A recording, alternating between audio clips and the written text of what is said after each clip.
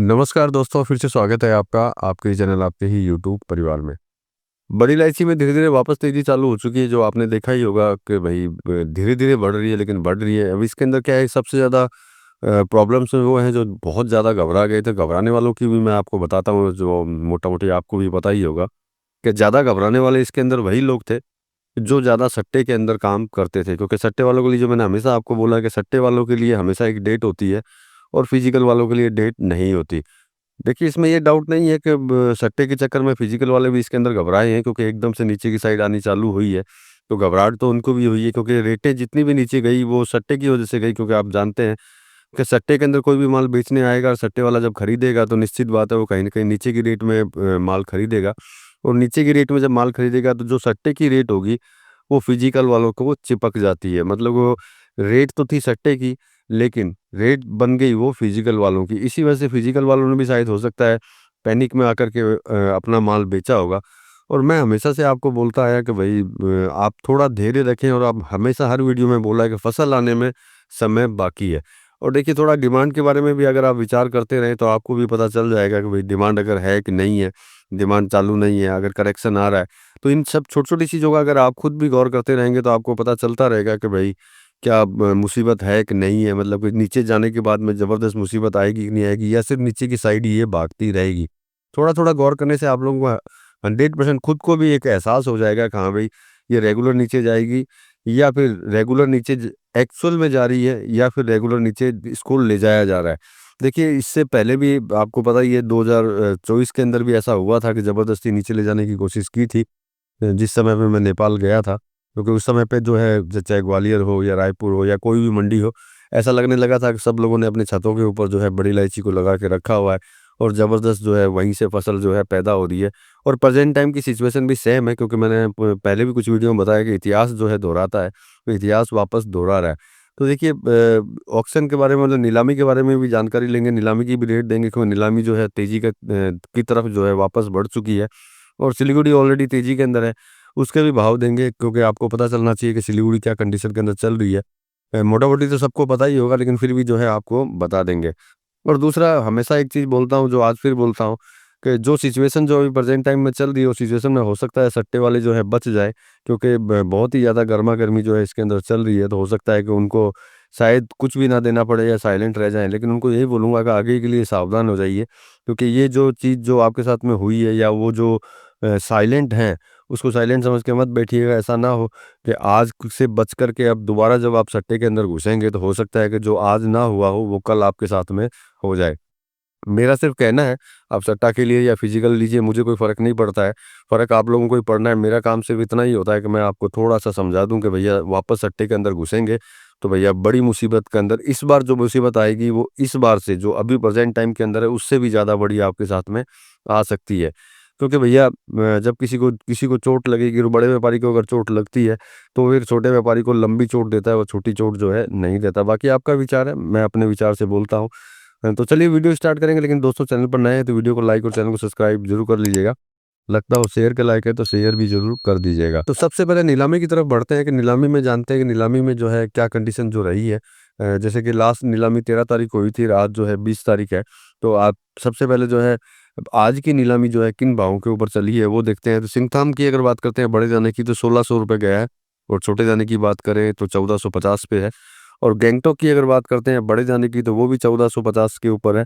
और छोटे दाने की बात करते हैं 1300, मतलब गैंगटॉक के अंदर थोड़ी-सी गिरावट ज़्यादा है, लेकिन वो गिरावट अलग तरीके की है। अपने को देखना है सिलीगुड़ी, कि सिलीगुड़ी में क्या कंडीशन चल रही है, क्योंकि एक्चुअल में जो भी ऊपर-नीचे जो होता है वो सिलीगुड़ी की वजह से ही होता है। तो सिलीगुड़ी के अगर बड़े दाने की बात करें तो 1800 रुपए है, और छोटे दाने की बात करें तो 1588 रुपए। मतलब दोनों के अंदर ही जो है ज़बरदस्त बढ़त देखने को मिल रही है। अब 13 तारीख की अगर बात करते हैं तो 13 तारीख को बड़ा दाना 1713 रुपए था, और छोटे दाने की बात करें तो 1488 रुपए था। तो आप देख सकते हैं कि किस तरह की जो है जंप इसके अंदर जो है नीलामी के अंदर बड़ी इलायची की नीलामी के अंदर आई है। इससे भी जो है शायद आपके दिल को तसल्ली मिले कि हाँ भाई, दोनों साइड ही, खाली सिलीगुड़ी ही नहीं, सिलीगुड़ी के नीलामी जो भाव है वो भी जो है तेजी की तरफ जो है चल रहे हैं। तो मतलब अब मेरे हिसाब से थोड़ा सा धैर्य रख सकते हैं, उसमें कोई बड़ी बात नहीं है। आप धैर्य रखेंगे तो शायद जो है आपको आगे जाकर के कुछ ना कुछ मिलेगा। लेकिन फिर भी मैं एक चीज़ हमेशा की तरह फिर बोलना चाहता हूँ, अगर आपको मानना हो तो मानिए, नहीं मानना हो तो मन मानिए, कि रेगुलर जो है जहाँ-जहाँ आपको प्रॉफ़िट बुकिंग की जगह मिलती है वहाँ प्रॉफ़िट बुकिंग करते हुए हमेशा चलें, जिससे कि जो मैंने पहले वीडियो बनाए थे उसमें जो बोला था कि दूसरों को दोष देने की आपको ज़रूरत ना पड़े। क्योंकि रेगुलर बीच-बीच में प्रॉफ़िट अगर कंटिन्यू बुकिंग करते रहेंगे तो किसी को भी दोष जो है आप नहीं देंगे, क्योंकि आपने प्रॉफ़िट बुकिंग किया हुआ होगा और आपकी दिमाग की बत्ती जली हुई रहेगी। और प्रॉफ़िट बुकिंग नहीं करेंगे तो दिमाग की बत्ती आपकी जलेगी नहीं, तो फिर भैया दिमाग की बत्ती जलाने के लिए जो है आप दूसरों को दोष देते रहेंगे। अब 2 दिन के दरमियान में सिलीगुड़ी की कंडीशन जान लेते हैं नेपाल टॉप जेजे की, कि नेपाल टॉप जेजे जो किस रेट के ऊपर था और आज की डेट की अगर बात करते हैं, तो किन रेटों के ऊपर चल रहा है। तो देखिए 1580 था, जो आपको पता ही है 1580 से ये खिसते-खिसते जो है 1615 के ऊपर ऑलरेडी आ चुका है। अब देखिए 1615 पे जो है सिलीगुड़ी आया और सिलीगुड़ी का नीलामी की बात करते हैं तो वो 1800 पे आया है। तो इन सब चीज़ों को अगर आप थोड़ा-सा विचार करते हैं तो आपको पता चल जाएगा कि भैया किस कंडीशन के अंदर जो है बड़ी इलायची है और आगे इसके अंदर जो है क्या हो सकता है। तो देखिए सबसे बड़ी चीज़ होती है धैर्य। वो धैर्य जो है सिर्फ़ वही रह सकता है जो फ़िज़िकल में काम करता हो। नो डाउट बीच-बीच में धैर्य टूटता है सट्टे की वज़ह से, लेकिन फिर भी जो है अगर आप थोड़ी स्टडी करते रहेंगे तो आपका धैर्य जो है बना हुआ रहेगा। लेकिन स्टडी अगर नहीं करेंगे, सीधा सिर्फ़ एकदम से घबरा कर के जो है माल बेच देंगे, तो भैया आपको तकलीफ़ इसके अंदर होनी ही होनी है। देखिए इसी चीज़ के लिए मैं बोलता हूँ कि जो प्रॉफ़िट की बुकिंग की जो बात बोलता हूँ इसीलिए, क्योंकि अगर आपने प्रॉफ़िट बुकिंग किया होगा तो धैर्य करने की क्षमता जो है आपके अंदर बनी रहेगी। और अगर धैर्य नहीं होगा तो आप में क्षमता नहीं होगी। क्षमता इसलिए नहीं होगी कि आपने कमाया तो बिल्कुल भी नहीं, गँवाने के लिए जो है आप ऑलरेडी रेडी हो चुके हैं।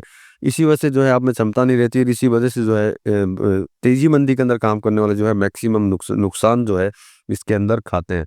देखिए, मुझे भी पता है कि आप लोग समझदार हैं, क्योंकि जब भी इस तरह का ट्रेडिंग कर रहे हैं, तेज़ी-मंदी का काम कर रहे हैं, तो निश्चित बात है आपको अच्छा खासा नॉलेज, अच्छी खासी जानकारी इसके अंदर होगी ही होगी।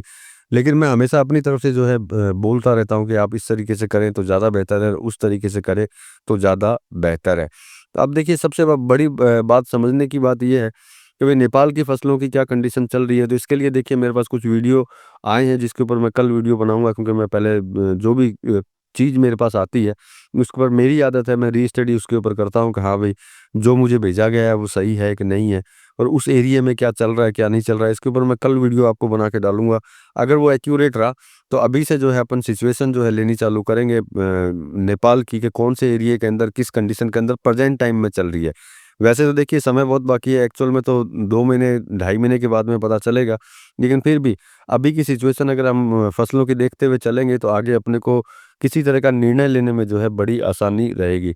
मैं मेरी कोशिश करता रहूँगा, वहाँ से जो है अपनी स्टडी लेकर के आपको देता रहूँगा और लगेगा कि नहीं कुछ किंतु परंतु है नेपाल के अंदर, कहीं कोई चीज़ दबाई जा रही है, तो फिर मैं जाने के लिए भी ज़रूर तैयार रहूँगा। जैसे पिछली बार आप लोगों के लिए गया था, तो इस बार भी जाने की कोशिश करूँगा, जिससे कि एक्चुअल सिनेरियो जो है आपके सामने आता रहे कि एक्चुअल में चल क्या रहा है, एक्चुअल में क्या में प्रॉब्लम है कि नहीं है, फसल ज़्यादा आएगी कि नहीं आएगी। देखिए ओवरऑल अगर देखते हैं तो फसल ज़्यादा आने का कोई चांस नहीं है, लेकिन फिर भी देखिए कुछ जगह ऐसी होती हैं जहाँ हो सकता है मैं भी ना पहुँच पाऊँ, तो हो सकता है वहाँ हो।